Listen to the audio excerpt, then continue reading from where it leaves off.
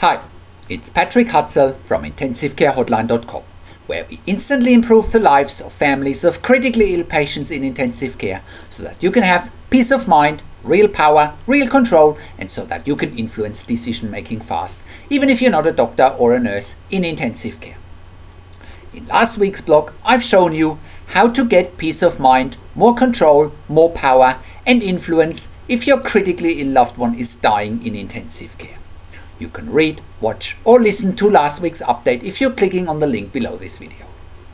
In this week's blog, I want to show you the 4 ways you can overcome insurmountable obstacles whilst your loved one is critically ill in intensive care. Having a loved one critically ill in intensive care can be a daunting, frustrating, challenging, and scary experience.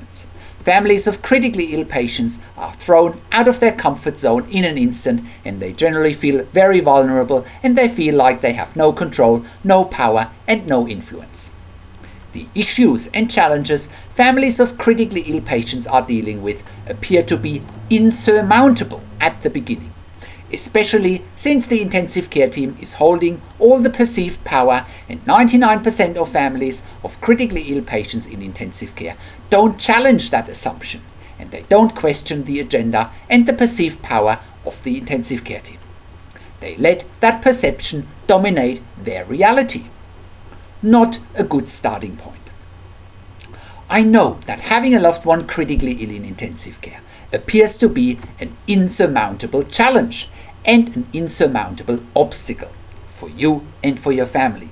But that's only because you have handed over all of your power, control, and influence to the intensive care team the minute you've met them and the minute your critically ill loved one was admitted to intensive care.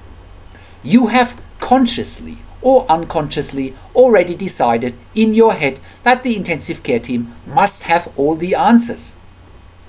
And you'll be bitterly disappointed when you find out that the intensive care team can't help your critically ill loved one, or if they can't help your critically ill loved one as quickly as you would have anticipated. Especially since you and your family are most likely not familiar with the intensive care environment, you feel like you, your family, and your critically ill loved one face insurmountable obstacles.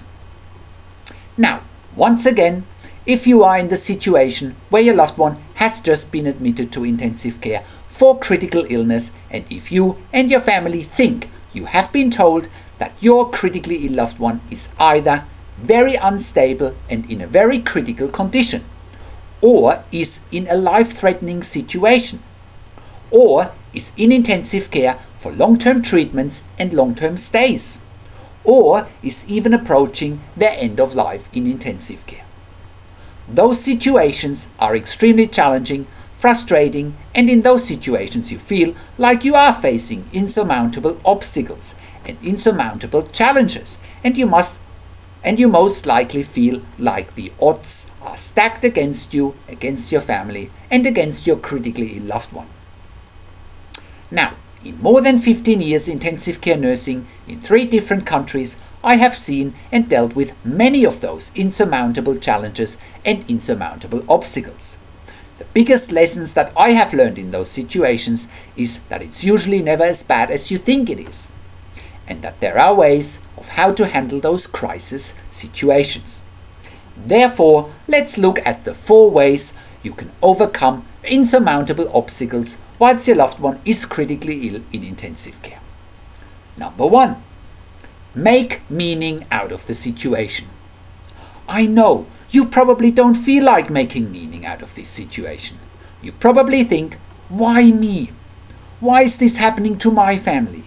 Or you may think along the lines of, why must my loved one be going through this?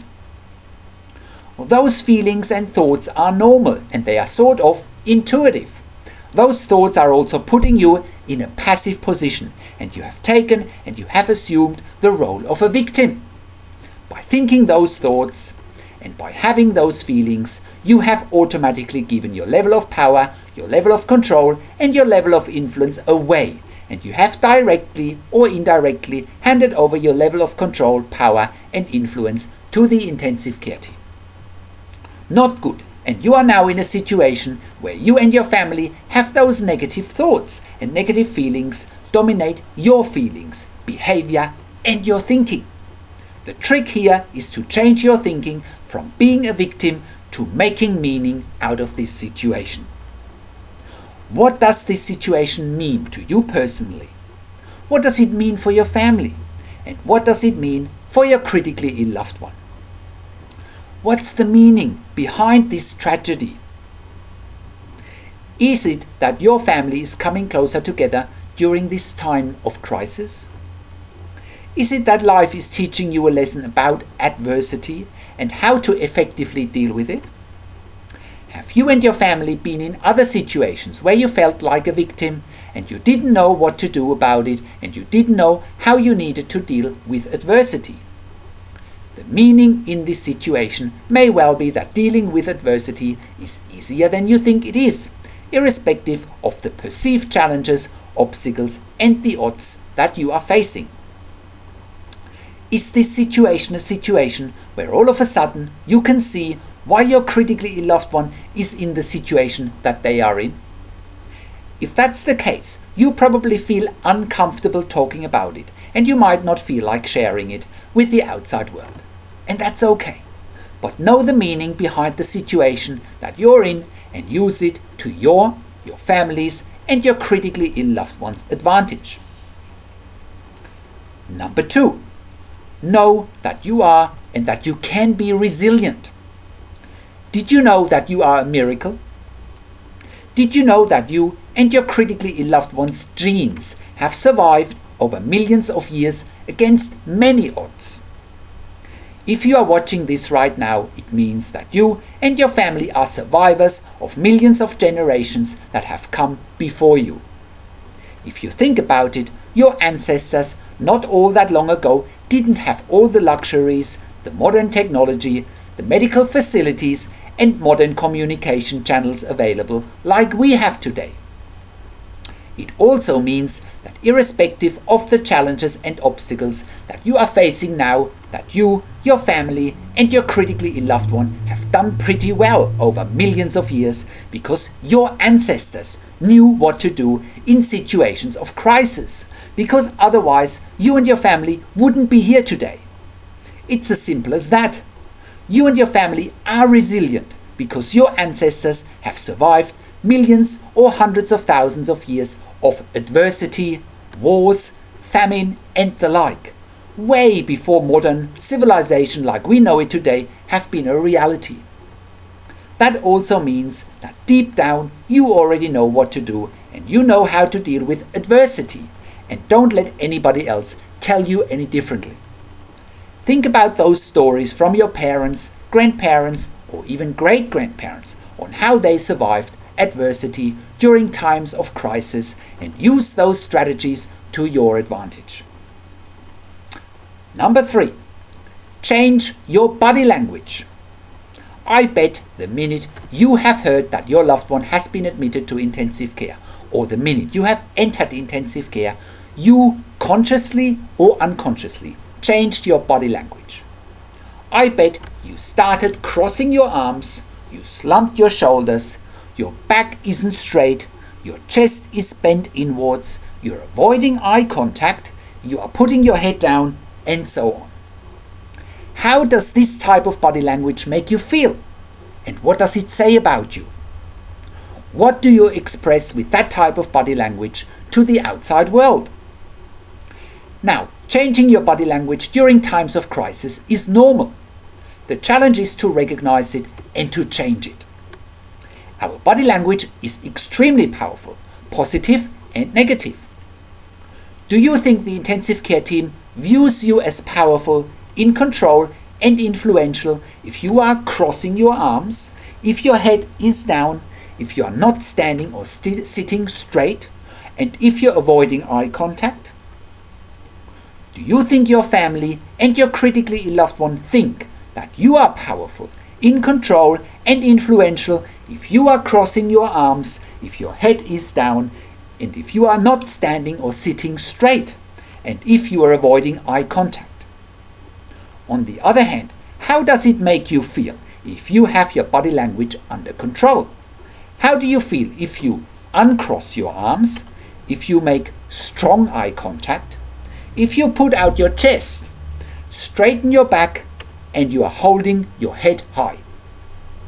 I bet the minute you have strong and powerful body language, that's the minute when things will change for you. You are sending a very strong signal to the world by telling everybody through your body language that you can overcome insurmountable obstacles and insurmountable challenges. I bet that your family, your critically ill loved one, and the intensive care team will notice. I also bet that you feel more confident if you have your body language handled. I also bet that the dynamics will shift in your favor immediately. Number 4. Ask the right questions. Now, if I had $1 for every family that I met in more than 15 years of intensive care nursing in 3 different countries who had no idea what questions they needed to ask in order to not only understand the situation, but also to understand the dynamics in intensive care that implicitly or explicitly impacted on the care, treatment, and also on the positioning of the prognosis and diagnosis of your critically ill loved one by the intensive care team, I would be a millionaire. Without you and your family asking the right questions, you certainly will remain without power, without control, without influence, and without peace of mind. By you asking the right questions, you will immediately set yourself apart from 99% of families of critically ill patients in intensive care who have no control, no power, no influence, and no peace of mind. By you asking the right questions, you will instantly make a positive impact in the dynamics with the intensive care team.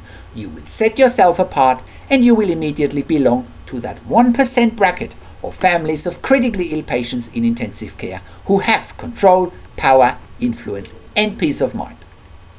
The reality is that if you and your family don't ask the right questions, the intensive care team will have an easy time to drive their agenda, and they will have an easy time to keep you at arm's length, so to speak.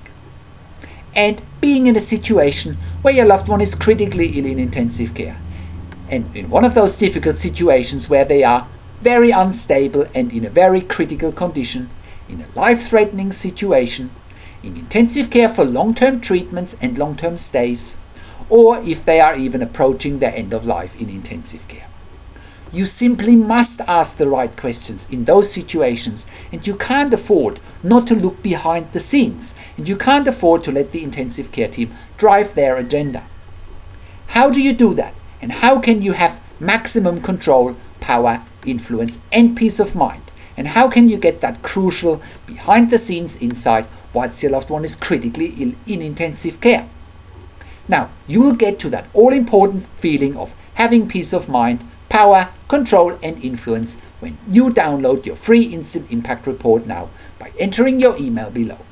In your free Instant Impact Report, you learn quickly how to get peace of mind, real power, and real control, and how you can influence decision-making fast whilst your loved one is critically ill in intensive care. Your free Instant Impact Report gives you in-depth insight that you must know whilst your loved one is critically ill or is even dying in intensive care. Sign up and download your free Instant Impact Report now by entering your email below. In your free Instant Impact Report, you learn how to speak the secret intensive care language so that the doctors and the nurses know straight away that you are an insider and that you know and understand what's really happening in intensive care. In your free reports, you will also discover how to ask the doctors and the nurses the right questions. Discover the many competing interests in intensive care and how your critically ill loved one's treatment may depend on those competing interests. How to eliminate fear, frustration, stress, struggle, and vulnerability even if your loved one is dying. You get 5 killer tips and strategies helping you to get on the right path to control, power, and influence in your situation. How to stop being intimidated by the intensive care team and how you will be seen as equals. You'll get crucial behind the scenes insight so that you know and understand what's really happening in intensive care. And how you need to manage doctors and nurses in intensive care, and it's not what you think. Thank you for tuning into this week's blog, and I'll see you again in another update next week. Make sure you also check out our Your Questions Answered section, where we answer your questions, or send me an email to support@intensivecarehotline.com with your questions. This is Patrick Hutzel from intensivecarehotline.com, and I'll see you again next week in another update.